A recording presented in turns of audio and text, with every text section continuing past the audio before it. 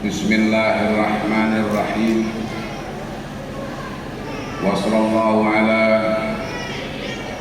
Sayyidina Muhammadin wa ala alihi at-tayyibin at-tahirin al-madlumin wal-la'nud da'im ala a'daihim minal awwalin wal akhirin ila qiyami yaumiddin. Sallallahu alaika ya Aba Abdillah walal arwahil lati halat bi fina'ik. Alaikum minni jami'an salamullahi abadan ma baqitu wa baqiyal lail wan nahar wa la ja'alahu Allahu akhiral ahdi minni li ziyaratikum. Bersama-sama kita berziarah kepada Imam Husain secara singkat, mewakili ibu-ibu kita, mewakili ayah-ayah kita, dan mewakili keluarga-keluarga kita. Assalamu ala al-Husain wa ala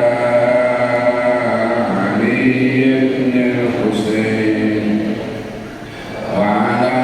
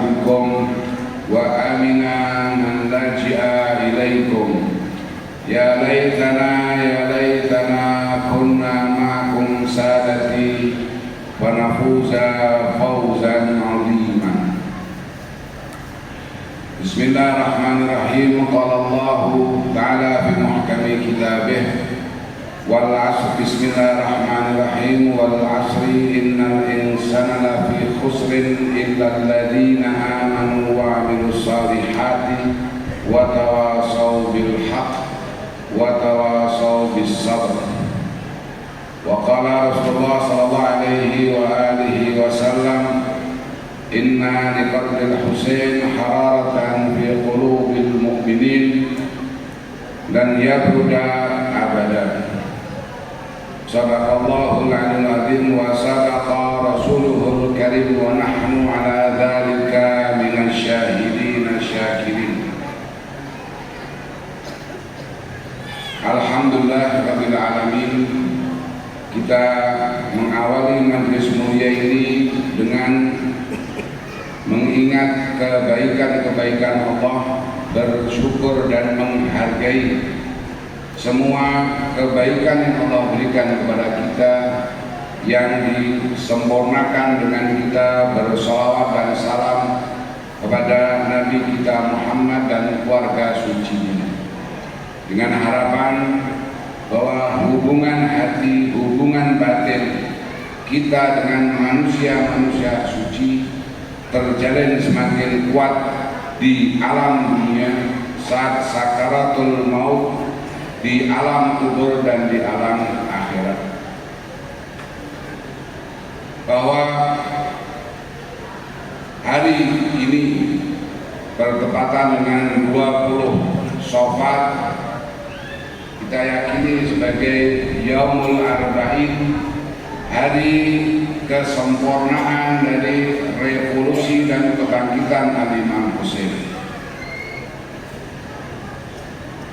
Para mukminin dan mukminat dari berbagai macam tempat, mereka datang ke tempat ini dengan langkah kaki yang sangat ringan, karena telah menjadi orang-orang yang terpilih untuk mendengar suara dari Al-Husain, suara Sayyidah Zainab, suara Imam Sajjad, suara syuhada Karbala.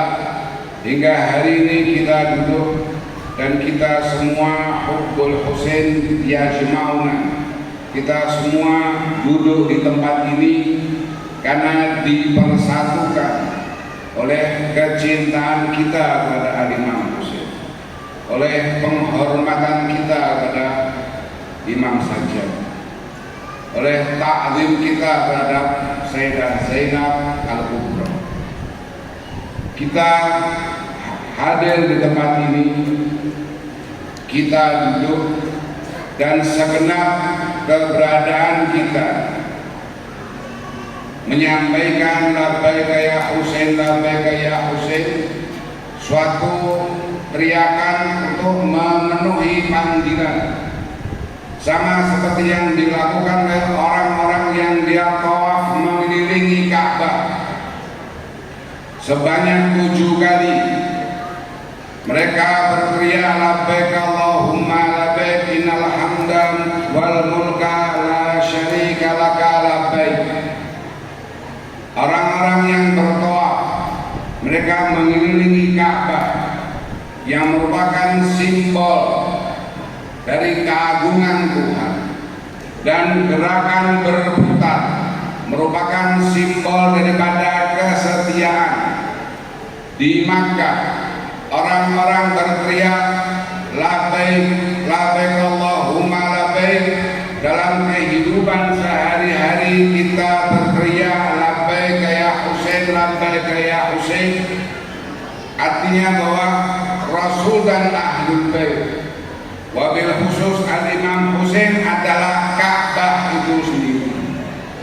Teriakan kita labbaik ya Husain sebuah komitmen untuk kita membangun kesetiaan. Kenapa? Orang tawaf itu dia gerakannya berlawanan dengan arah jarum jam, bukan searah dengan jarum jam. Dan kenapa itu dilakukan sebanyak 7 kali?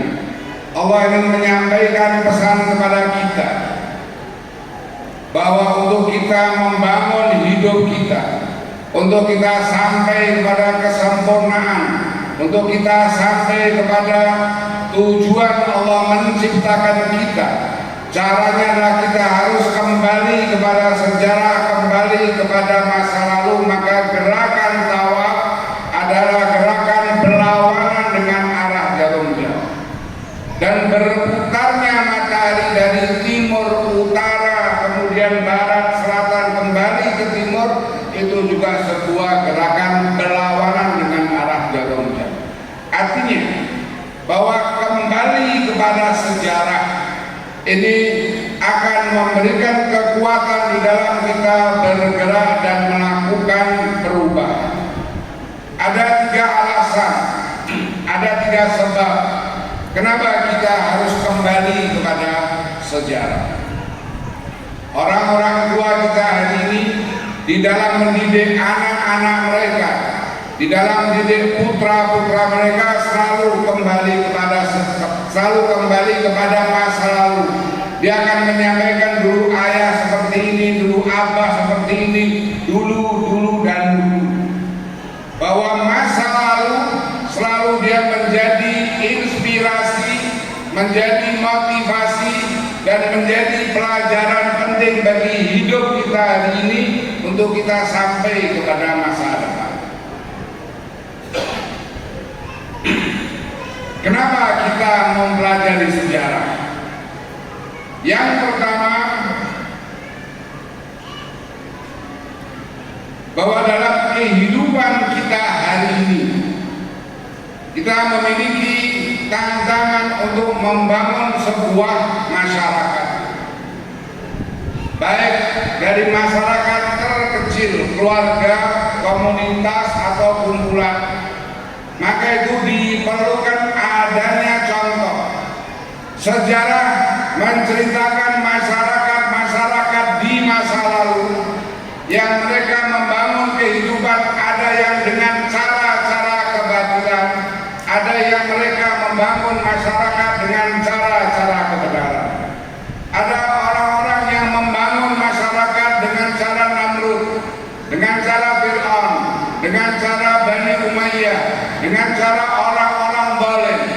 Mereka membangun masyarakat, mereka membangun kehidupan dengan cara-cara zalim, dengan cara-cara merampas hak orang lain. Tapi ada yang membangun masyarakat seperti Nabi Musa di dalam membangun masyarakat, seperti Nabi Ibrahim, seperti Nabi Nuh, seperti Nabi kita Muhammad, seperti Imam Ali membangun masyarakat. Membangun masyarakat di atas nilai-nilai ketuhanan. Hari ini di dalam hidup kita, ketika kita tidak kembali kepada sejarah, masyarakat yang akan kita bangun hari ini masyarakat seperti siapa? Masyarakat yang bagaimana? Apakah kita akan membangun kehidupan seperti kehidupannya Namrud, seperti kehidupan Fir'aun, seperti kehidupan Bani Umayyah, seperti kehidupan Bani Abbasiyah, atau kita akan hidup seperti kehidupan para anbiya, para nabi, para rasul, para imam dan manusia-manusia suci.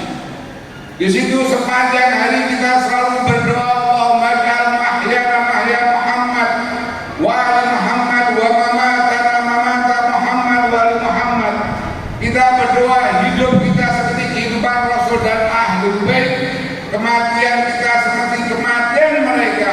Artinya sebuah permohonan bahwa supaya kita mampu membangun masyarakat yang dibangun oleh manusia-manusia suci. Alasan kedua kenapa kita mempelajari sejarah, karena secara alami manusia makhluk peniru, memerlukan contoh di dalam aktivitas dia. Ketika Qabil membunuh Habil, dia tidak tahu kaifa yuwari sawata akhi. Dia tidak tahu bagaimana menguburkan jenazah saudaranya. Kemudian Allah kirim burung gagak yang mengajarkan bagaimana dia menguburkan bangkai dari gagak lainnya. Qabil waktu membunuh saudaranya, dia memiliki problem, dia tidak tahu bagaimana cara menyelesaikannya. Kita hari ini memerlukan sejarah, perlu kembali kepada sejarah, karena kita membutuhkan uswatun hasanah, karena kita membutuhkan teladan-teladan dalam kehidupan ini, memerlukan contoh. Contoh untuk apa? Bukan contoh untuk hidup kaya, bukan contoh untuk hidup sehat, hidup kuat, hidup penuh dengan kebanggaan. Tapi kita perlu contoh orang-orang di masa lalu, bagaimana mereka menghadapi berbagai macam masalah, mereka mampu menyelesaikannya dengan baik. Orang-orang seperti kita memandang problem pada perkara-perkara yang kecil, problem kemiskinan, problem kesehatan, problem masalah-masalah duniawi. Atau ada yang beranggapan bahwa perutnya yang buncit adalah problem, rambutnya yang rontok adalah problem, mukanya yang jerawatan adalah problem, kulitnya yang hitam adalah problem. Tapi Rasul dan Ahlul Bait, terutama Al-Imam Husain, mengajarkan bahwa kezaliman ini adalah problem. Adanya orang-orang yang terampas haknya itu adalah problem. Keberadaan Muawiyah dengan kerajaan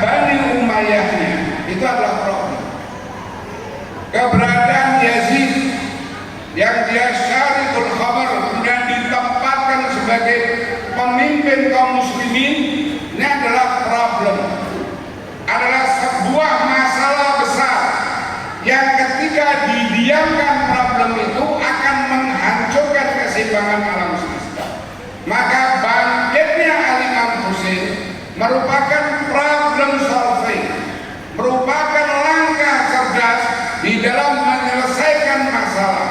Jika imam diam, jika imam tidak bangkit, fa'alal Islami salah, maka selamat jalan Islam, selamat jalan kemanusiaan tidak akan tersisa kehidupan di atas muka bumi ini ketika orang seperti Yazid berkuasa menjadi penguasa kaum muslimin.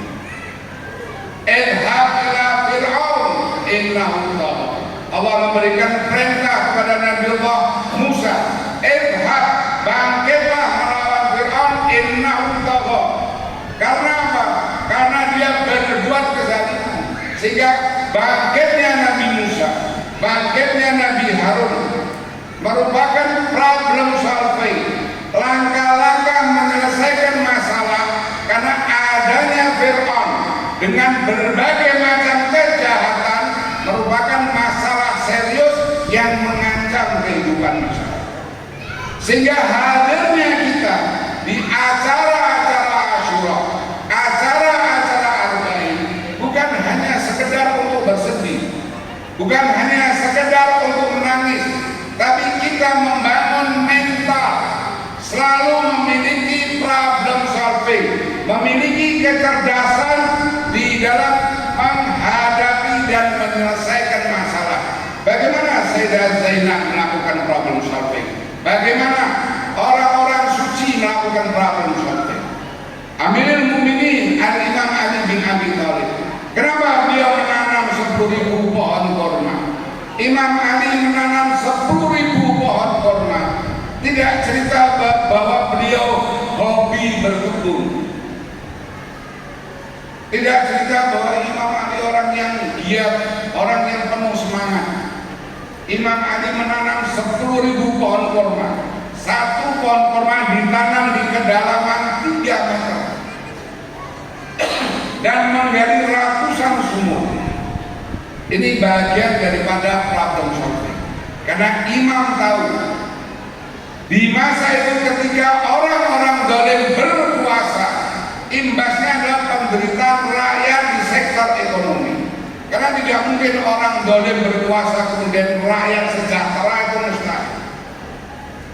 Maka untuk membela rakyat yang miskin, membela rakyat yang tertindas, membela rakyat yang susah makan, maka imam membangun ribuan pohon kurma yang dibagikan untuk masyarakat.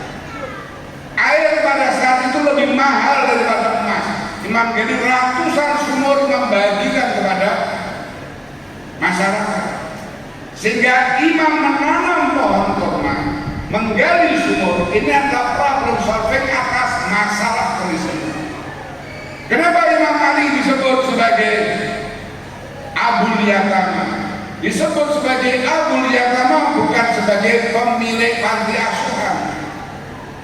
Jadi Imam melihat ketika terjadi perang Jamal, terjadi perang Nahrawan, terjadi perang Siffin, peperangan ini berefek secara ekonomi, berefek menimbulkan banyak anak-anak yatim, ada problem-problem janda.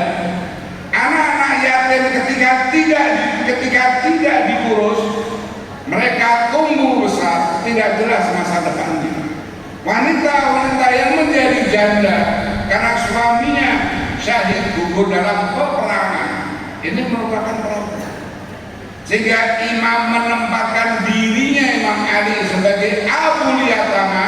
Ini langkah cerdas di dalam problem solving, menyelesaikan masalah. Bukan cerita keutamaan Imam Ali, Masya Allah ya, perhatian pada anak yatim. Imam Ali Masya Allah, Imam Ali Masya Allah. Ini tidak cerita Imam Ali Masya Allah, sudah jelas Imam Ali Masya Allah. Tapi kita perlu uswatun hasanah, perlu contoh figur-figur yang hidup mereka penuh dengan penderitaan, hidup mereka penuh dengan cobaan, mereka tidak pernah lari dari masalah dan mereka mampu menyelesaikan secara cerdas. Ini alasan yang kedua kenapa kita ingin, kenapa kita mempelajari sejarah. Kemudian alasan yang ketiga, alasan yang pertama, Tadi kita ingin membangun masyarakat seperti orang-orang mulia.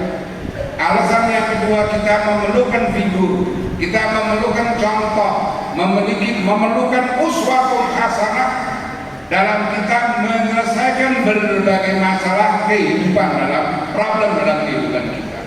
Yang ketiga, kita mempelajari sejarah untuk menghubungi hari-hari kita dengan hari-hari mereka, untuk menghubungkan antara waktu-waktu kita dengan waktu-waktu mereka.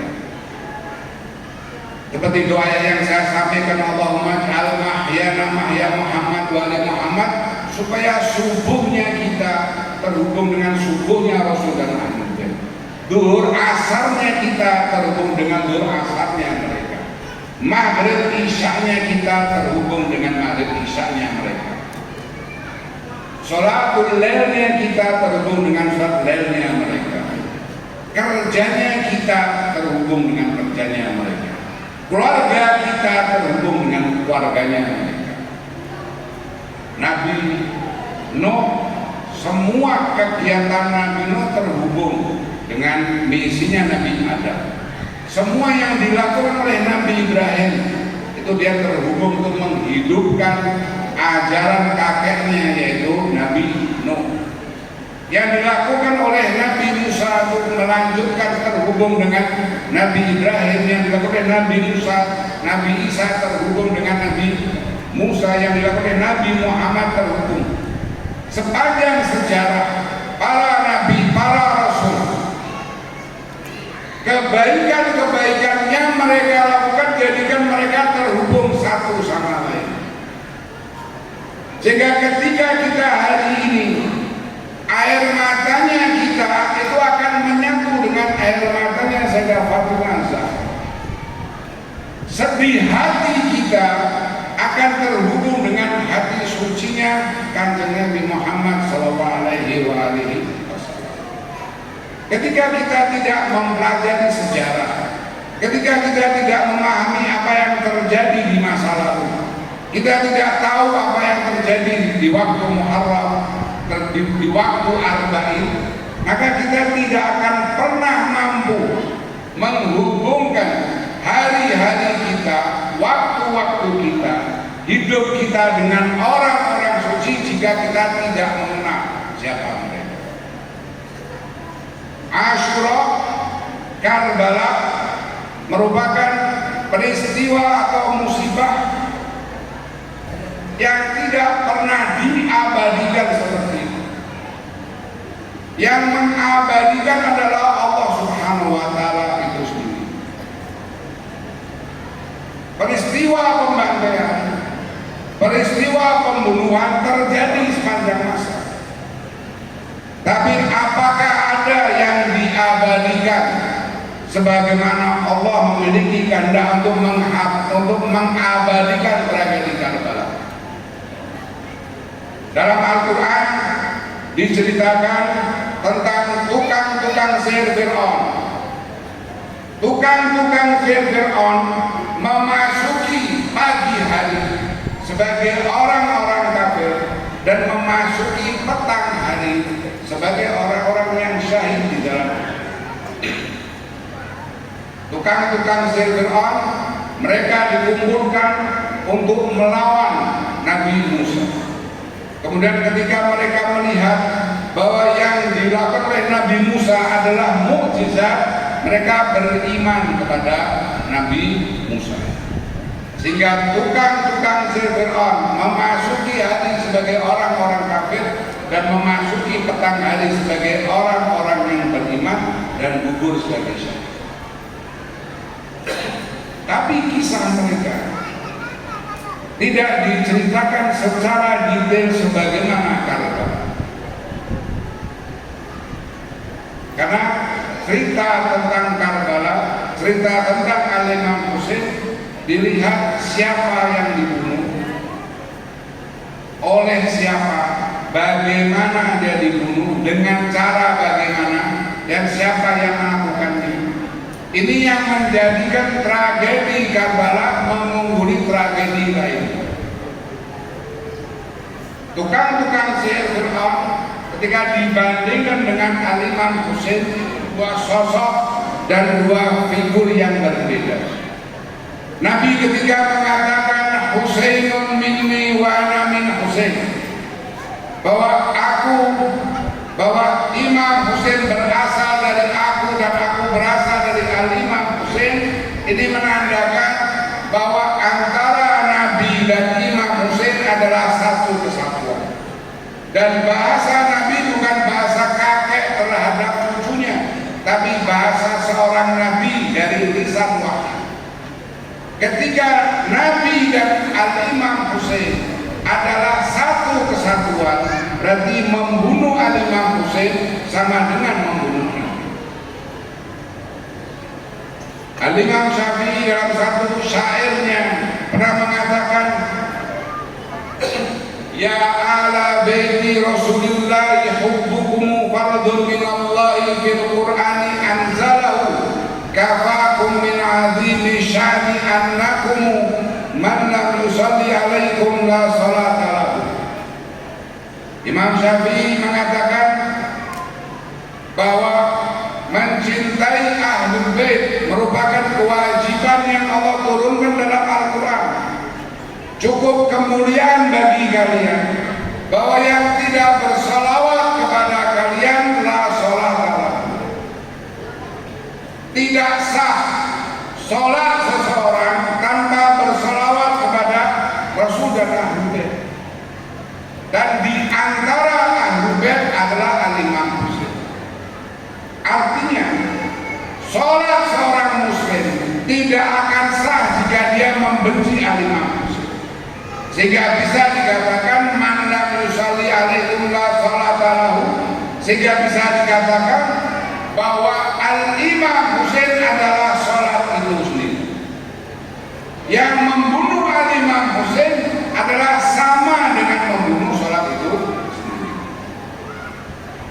Dalam Al-Quran, hafidhu ala sholawati wa sholatil wusta wa qumu lillahi qanitin. Sehingga menghidupkan Asyura, menghidupkan Karbala, mengenang tragedi-tragedi di masa lalu, ini merupakan kehendak dan iradah dari Allah Subhanahu wa Ta'ala.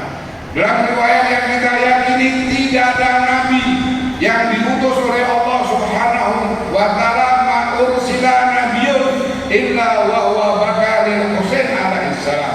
Tidak ada satupun nabi yang diutus kecuali dia akan menangisi Al-Imam Husain salamullah alaihi. Karena Al-Imam menjadi inspirasi perjuangan bagi umat-umat terdahulu dan umat-umat setelah terjadinya tragedi Karbala. Sehingga bisa dikatakan bahwa peperangan antara Al-Imam Husain dengan Yazid ini merupakan peperangan final antara kebenaran dan kebatilan, dengan bukti setelah Yaumul Asyura semua pejuang meniru Al-Imam Husain dan semua orang-orang zalim meniru Bani Umayyah, meniru Yazid bin Muawiyah alaihi la'nah wal adzab. Itu tanda bahwa ini adalah peperangan final. Sehingga setelah Asyura, setelah Karbala, ini satu babak baru, yaitu babak mempersiapkan diri di dalam menuntut balas darah Al-Imam Husain salamullah. Di antara yang memiliki peran hari ini kita ada di Yaumil Arba'in, hari di mana kepala suci Al-Imam Husain disatukan dengan tubuh suci oleh Al-Imam Ali Zainal Abidin, didampingi oleh Sayyidah Zainab Al-Kubra. Yaumul Asyura, hari Asyura, dengan darahnya Al-Imam Husain melawan kezaliman. Yaumul Arba'in, dengan air matanya Sayyidah Zainab menghidupkan darah Al-Imam Husain. Sayyidah Zainab secara fisik sebagai wanita nampak lemah, tapi sejarah mencatat bahwa Sayyidah Zainab Al-Kubra dengan berbagai macam penderitaan yang Allah timpakan kepada beliau meninggalkan Tuhannya.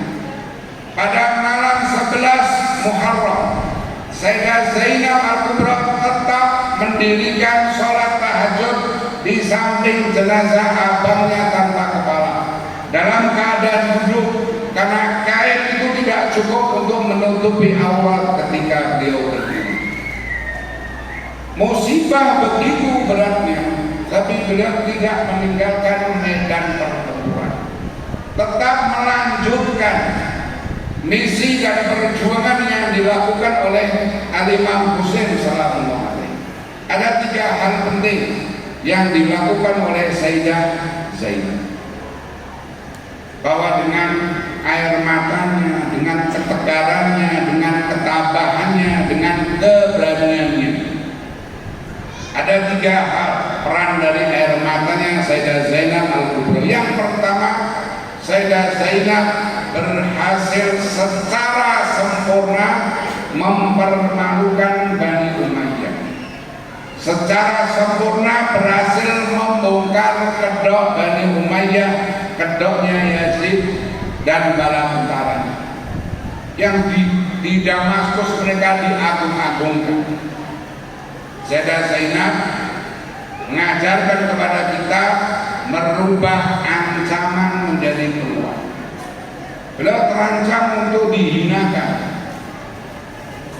terancam untuk diabaikan, tapi beliau merubah musibah itu, diarah dari satu tempat ke tempat lain, sehingga semua tempat yang diinjak oleh kaki suci Sayyidah Zainab semuanya menjadi berkah.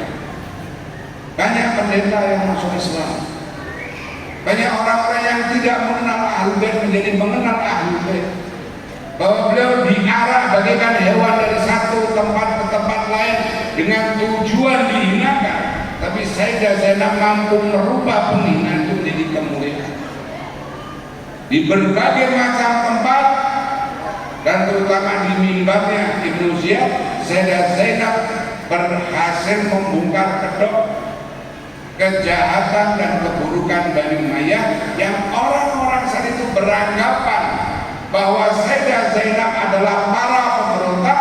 Ketika mereka tahu ternyata itu adalah putrinya Sayyidah Fatimah, cucu dari Nabi Muhammad, orang-orang berbalik mencintai dan mendukung mereka. Ini peran yang pertama. Peran yang kedua dari Sayyidah Zainab adalah berhasil membangun rasa penyesalan di kalangan para pengkhianat. Orang-orang yang 18.000 orang mengundang Imam Husain di semua tempat, di semua majelis, dengan idharul madlumiyah, dengan menampakkan ketertindasannya. Sayyidah Zainab mampu menyadarkan orang-orang, sehingga muncul gerakan At-Tawabi, gerakan orang-orang yang bertaubat, gerakan kesempatan kedua. Itu semua terjadi karena apa? Karena dari peran mulia Sayyidah Zainab. Yang ketiga, berhasil membangun kebangkitan. Bukan sekedar At-Tawabi, muncul kebangkitan di berbagai macam. Kenapa? Makam Sayyidah Zainab ada di Damaskus, bukan di Makkah, bukan di Madinah. Di dalam Islam ada 3 hijrah yang memiliki peran sangat penting. Hijrah yang pertama, hijrahnya Nabi dari Makkah menuju Madinah. Nabi dari Makkah menuju Madinah meninggalkan kematian menuju kehidupan. Yang waktu itu taklifnya Nabi menghidupkan Islam dengan nyawanya. Ini hijrah yang pertama. Di Makkah Nabi hendak dibunuh, Nabi hijrah menuju Madinah. Dengan hidupnya Nabi menghidupkan Islam. Hijrah yang kedua, hijrahnya Imam Husain. Kebalikan arah dengan Rasul. Kalau Rasul dari Makkah menuju Madinah, Imam Husain dari Madinah menuju Makkah. Jika Rasul menghindari kematian, Imam Husain menuju Makkah. Jika Rasul menghidupkan Islam dengan hidupnya, Imam Husain menghidupkan Islam Islam dengan syahid. Ini yang kedua. Hijrah yang ketiga, hijrah penyempurna. Tadi Nabi Makkah, Madinah, Madinah, kemudian Makkah. Hijrah yang ketiga, hijrahnya Sayyidah Zainab minal Madinah ilal Madinah. Dari Madinah, Makkah, kemudian Kufah, Karbala, kemudian Damaskus, kembali kepada Madinah. Sehingga hijrahnya Sayyidah Zainab ini penyempurna dari dua hijrah. Minal Madinah ilal Madinah. Setelah tragedi Karbala, hari-hari Sayyidah Zainab datang ke Masjid Nabawi menceritakan kepada orang-orang detail tragedi Karbala. Orang-orang menangis, orang-orang termotivasi, mereka bangkit. Sehingga Gubernur Al-Mal'un Yazid memberikan laporan kepada Yazid bahwa jika Sayyidah Zainab dibiarkan akan terjadi revolusi. Jika Sayyidah Zainab dibiarkan akan terjadi kebangkitan di Madinah dan itu merugikan. Akhirnya secara paksa Yazid membawa Sayyidah Zainab dipindahkan ke Damaskus. Pindahan secara paksa itu menandakan dan membuktikan peran penting yang dilakukan Sayyidah Zainab dalam keadaan memiliki berbagai macam penderitaan yang tidak jauh beda dengan penderitaan ibunya, yaitu Sayyidah Fatimah. Subat alayya masaibu law anna subat alal ayami lasidna layali. Mengalami musibah-musibah yang begitu berat, tapi beliau tidak meninggalkan medan perang. Demikian pula dengan Al-Imam Sajjad. Al-Imam Sajjad memiliki peran yang sangat berat. Kita kehilangan ayah itu sulit, perlu waktu berbulan-bulan untuk bangkit. Kehilangan satu ibu, kehilangan satu istri, kehilangan anak. Al-Imam Ali Zainal Abidin kehilangan ayahnya, kehilangan abangnya, kehilangan adiknya, dan dia harus melihat bibinya menderita. Sepanjang jalan pasti ada yang meninggal dunia. Imam hidup harus membawa kenangan yang berat. Manusia biasa pasti menjadi gila. Dalam kondisi kehilangan semuanya, Imam mendapatkan mandat sebagai Imam Sajjad, sebagai imam selanjutnya yang meneruskan Al-Imam. Sehingga masanya imam beliau tidak memiliki pengikut dan pendukung sama sekali. Musibah demi musibah dialami oleh beliau, tapi beliau tidak berputus asa. Kenapa dalam sejarah diceritakan Imam Sajjad selama 20-25 tahun bagi-bagi sembako, bagi-bagi makanan ke penduduk Madinah, sama seperti Rabban Syafi. Madinah saat itu diboikot sehingga ekonomi betul-betul terpuruk. Setelah tragedi Karbala, manusia sampai pada batas nilai kemanusiaan paling rendah. Maka Imam Sajjad mengajar tentang risalatul huquq. Orang-orang diajarkan kembali untuk menyembah Tuhan, untuk kembali kepada Allah Subhanahu wa Ta'ala. Di bagian penutup, saya ingin menyampaikan Madrasah Karbala ada banyak pelajaran yang bisa kita petik. Salah satunya kita akan belajar dari seorang pemuda Ansar yang bernama Amr ibn Junadah al-Ansari. Pemuda berusia 17 tahun. Ketika ayahnya gugur syahid, dia datang menemui Al-Imam Husain, meminta izin untuk maju ke medan perang. Imam mengatakan bahwa engkau masih muda, tugasmu adalah menjaga ibumu. Pemuda itu mengatakan, wahai Imam, yang memakaikan baju perangnya adalah ibuku sendiri. Dan yang memberikan perintah kepadaku untuk membelamu, berjuang di jalan Tuhanmu adalah ibu. Mendengar itu, Imam kemudian memberikan izin. Amr ibn Junadah maju ke medan perang dan dia gugur sebagai syahid. Kepalanya dilemparkan ke arah ibunya, tepat di pangkuan ibunya, kemudian dikembalikan dengan mengatakan bahwa apa yang telah aku berikan di jalan Allah tidak akan aku ambil. Karbala mengajarkan seorang ibunda dari Amr bin Junadah Al-Ansari yang mendidik anaknya, bukan dididik jadi orang kaya, jadi orang sukses, tapi dia dididik menjadi penolongnya anak manusia. Imam Husain memiliki Ali Akbar, Imam Husain memiliki Abu Bakar Abbas, Imam Husain memiliki John Al-Jundi, Imam Husain memiliki 72 satria terbaik. Imam Husain hari ini adalah sahibul asli wal zaman. Maka kita perlu bertanya, Ali Akbarnya Imam Mahdi siapa? Abdul Fadl Abbasnya Imam Mahdi siapa? Sayyidah Zainabnya Imam Mahdi hari ini siapa? Hari ini kita di ruangan ini kita berteriak labbaika ya Husain, labbaika ya Husain, labbaika ya Husain. Jangan seperti orang-orang yang hidup di masa Imam Musa Al-Kadzim, yang tiap tahun mereka pawai, mereka jalan dari satu tempat menuju Karbala, pawai jalan kaki dengan teriak labbaika ya Husain, labbaika ya Husain. Tiap tahun ribuan orang-orang Syiah melewati penjara tempat Imam Musa Al-Kadzim di penjara. Mereka lewat teriak labbaika ya Husain, labbaika ya Husain, tidak peduli dengan nasib imamnya sendiri, itu Imam Musa Al-Kadzim.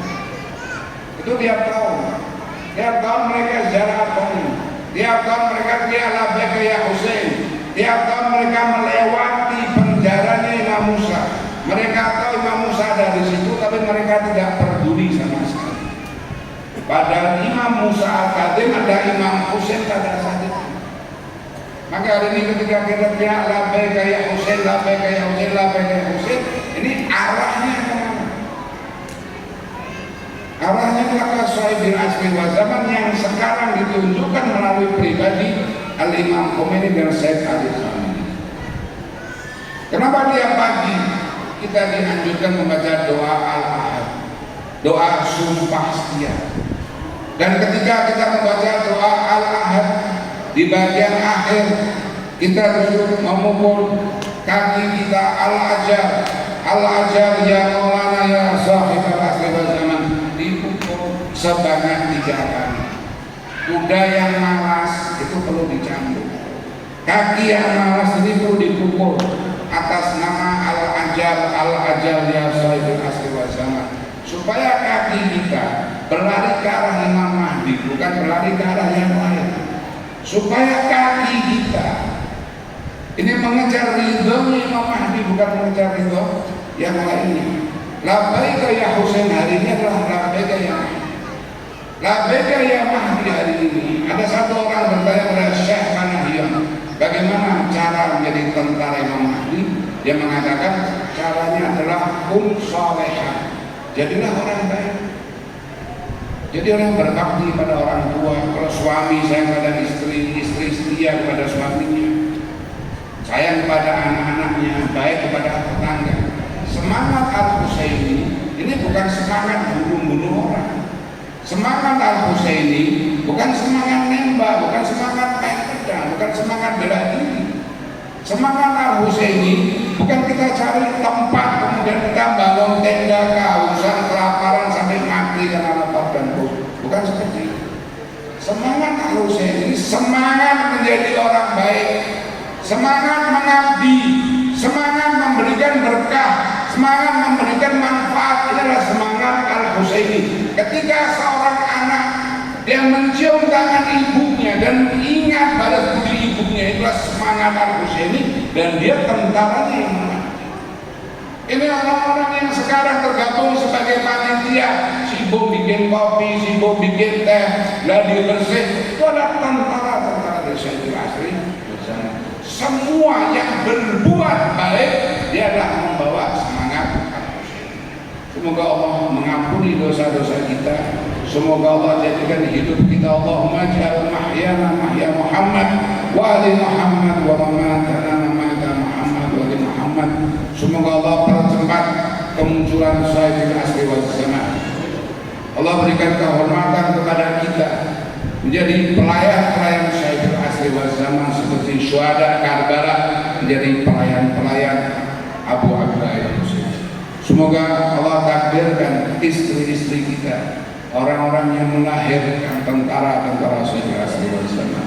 Semoga putra-putri kita, anak-anak keturunan kita ditakdirkan sebagai tentara-tentara kemanusiaan Sayyidil Asri wal Zaman. Allahumma ajir fi zuhuri maulana Sayyidil Asri wal Zaman waj'alna min ansarihi wa awanihi wal mustashhadina baina yadayhi amma yujibul muqtarra idza da'a wa yakshifu as-su' amma yujibul muqtarra idza da'a wa yakshifu as-su'.